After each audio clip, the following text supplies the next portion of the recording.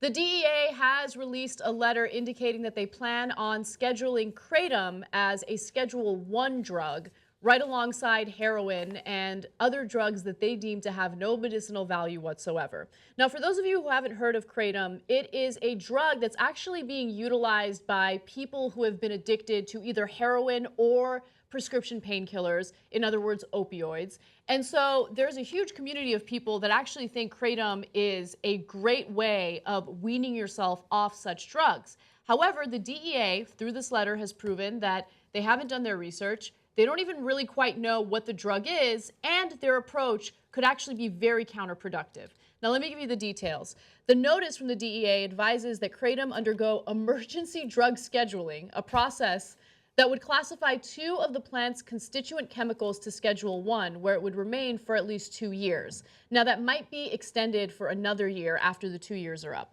Kratom is made... Can I just say, let me interrupt there for a second, because they never do an emergency unscheduling of a drug. Of course not. Like, we've proven 1,000 times over that marijuana clearly has some benefits, so it shouldn't be at a Schedule 1 drug at a minimum.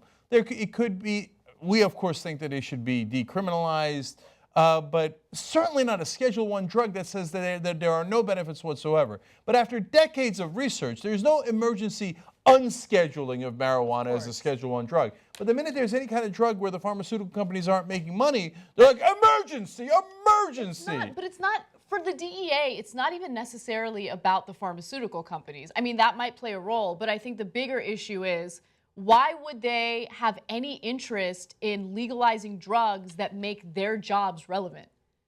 Right? Your job's not relevant if you legalize drugs, right? They've been trying to keep marijuana, prohibited or on Schedule 1 ever since we've even had a discussion about legalizing marijuana. Which then leads to point number 2, which is that once you schedule them and classify them as something wrong, then it takes a crowbar and a bulldozer and and all these and a blowtorch to get them off that classification, because they become de facto evil. Absolutely. Again, Schedule 1 is the most serious classification of drugs, right? They're not supposed to have any medicinal value. They're supposed to be the most dangerous. And Kratom is actually, in its purest form, not a bad drug, okay? If you look into it, you do your research, you find out that it does have medicinal value. The reason why it's having problems here in the U.S. is because people are now mixing it with, chemicals and what is that word that I'm looking for? Additives? I don't know. Not additives. When it's not natural, it's okay. It doesn't matter. Anyway, it doesn't matter. But they're mixing it with stuff that's not safe for you, and so you regulate it. You don't just ban the drug or make it a Schedule 1. So Kratom is actually made from a Southeast Asian tree related to coffee and has been consumed in Asia for millennia. The herb contains alkaloids that appear to activate opioid receptors in the brain and reduce pain. Although most opioids have sedative qualities, low to moderate doses of Kratom serve as a mild stimulant. Now, even though it activates opioid receptors, it is not itself considered an opioid. However, the letter the DEA put out made it seem like the 2 components, the constituent components of this drug, are somehow opioids. They're not, okay? So there's misinformation in this letter, and it's a terrible idea because, again, it's helped a lot of people fight their drug addictions. Okay, so anything that's got a mild stimulant, sound the warning bells. Oh my God, somebody might have fun with this. We must crush all fun on the planet. Make fun illegal, right? So here we go again. So coffee has a stimulant, but there's already an industry around coffee, so that's okay. Adderall is a stimulant. There's a good industry around that, and people making billions of dollars. We can't stop that. But if something is natural, which then leads to another point, which is that the pharmaceutical companies can't patent something that happens in nature. So if it's a marijuana plant or it's Kratom and it naturally occurs in nature, you can't patent it and make billions of dollars. Oh, they hate that. Oh, you're just going to have fun on your own without me making a buck off of it? No. FDA, DEA, every part of the government, get on it. Get on it and crush it right away, okay? Now, your drugs seem to be worse. They get people addicted on a much more consistent basis than Kratom does, than other natural things do. So what? So I'm legal. I'm legal.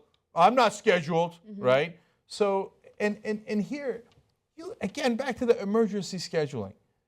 They've been using this in Asia for millennials. Millennia. Yeah. They're also using it for millennials. Okay, so what? All of a sudden, after 1,000 years, they're like, emergency, Kratom. Oh my God, it's an emergency to our bottom line. These stories like this that make me get to a point where I can't stand our government. Everything's about a profit motive. Everything's about crushing fun. And so I want you to be very clear. Until I read this story for today, I had no idea what Kratom was. So I got no dog in this fight. It's not like I've taken Kratom and I like it, and oh my God, don't take away my mild stimulant. What name so? I don't know what Kratom is, but now that I know it, I know that you should be careful, and that's fair. That's what the FDA is supposed to do, for example. Now, if you're trying to regulate it as a food or a drug. And so you say, okay, make sure it doesn't have those, that it's not laced with anything, Yeah, right? synthetic components. That's what I was trying to say. Yeah. No synthetic components, etc. Good. That's what I want the government to do so that we don't die while taking it, right?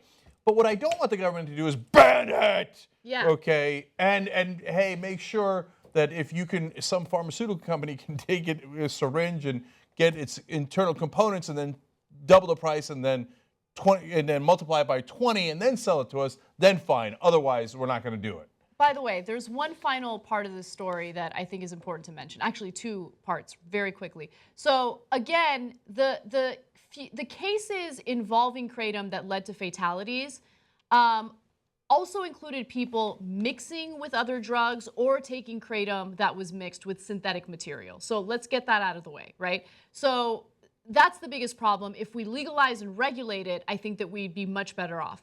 The second component is that the DEA right now is completely lying about why they want to schedule it in that Schedule 1 drug. They're basically saying, look, we don't know enough, so we just want to make sure we do the proper studies in order to make sure that it's safe, and then we'll make a decision, right? But here's what happens when it's a Schedule 1 drug, okay? As we've seen with marijuana. It becomes increasingly difficult to actually conduct studies on that substance, right? Yeah, if you wanted to conduct studies, that's the last place you'd put it. A Schedule 1 drug. As a Schedule 1 drug, you cannot conduct studies on it. What an unbelievable lie. What an obvious lie. Yeah. So put it as a Schedule 28 or whatever it is. If you actually want to do it, monitor it. No, our knee-jerk reaction is prohibition. Prohibit it. What is wrong with me today?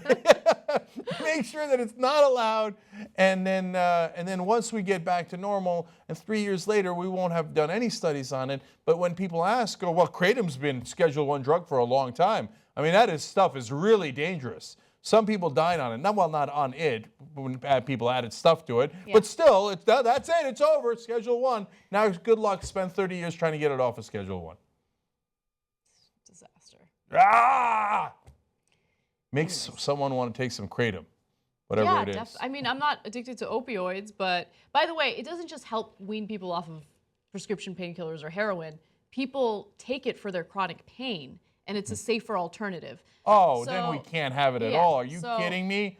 No. You need to keep popping that OxyContin, okay? And all the other stuff that they're selling to you for at exorbitant prices. Yeah. And natural plant that reduces pain without making billions of dollars? Can't have it. No. Schedule 1 right away. That's an emergency. TYT members get a lot of behind-the-scenes footage that most of our audience never gets to see. Cenk shares too much. I usually get a little irritated by it, and we usually go back and forth about things that we disagree about. And if you're interested in seeing that and more, just become a member by going to tytnetwork.com/join.